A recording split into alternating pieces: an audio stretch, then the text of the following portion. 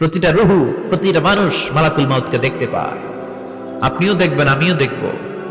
মুমিনদের কাছে এসে মালাকুল মাউত একজন যুবকের বেশে সাদা ধবধবে জুব্বা পরে সুগন্ধি মেখে মুমূর্ষু ব্যক্তির শিয়রে বসে বলে, ইয়া আইয়াতুহান নাফসুল মুতমাইন্নাহ, হে প্রশান্ত আত্মা, উখরুজি ইলা মাগফিরাতুল্লাহি ওয়া রিদওয়ানি, আল্লাহর ক্ষমা আর দয়ার দিকে বের হয়ে আসো।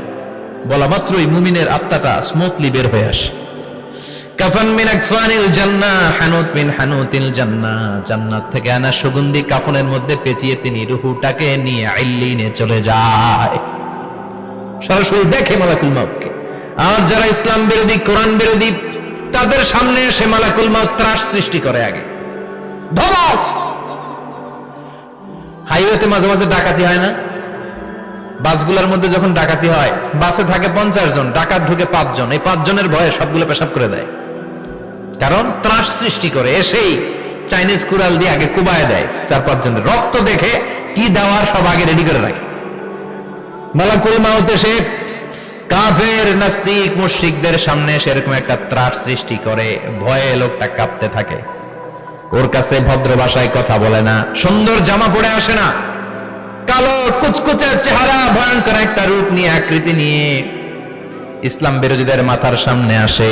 দুর্গন্ধযুক্ত চেহারার দেহ নিয়ে ধমক দিয়ে বলে, ও পাপাত্তা, ইয়া আইয়াতুহান নাফসুল খাবিসা উখরুজি ইলা গাদাবিল্লাহ, হে পাপাত্তা, আল্লাহর রাগ, ক্রোধ আর গজবের দিকে বের হয়ে আয়। মুমিনের আত্মা বলার সাথে সাথে যেমনি মুমিনের দেহ থেকে বের হয়ে জান্নাতি কাফনের ভেতরে ঢুকে, কাফেরদের আত্মাও কি এরকম তাড়াতাড়ি বেরোতে চায় নাকি? কাফেরদের আত্মা বেরোতে চায় না। ডানে দৌড়, বায়ে দৌড়, সামনে দৌড়, পেছনে দৌড়, আহা, দৌড়াদৌড়ি করে।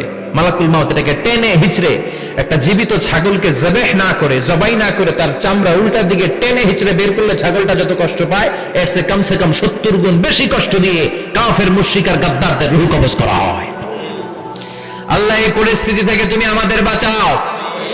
মুমিনদের রূহ যেমনি কবজ হয়, ওইভাবে রূহ কবজের ব্যবস্থা করে দিও।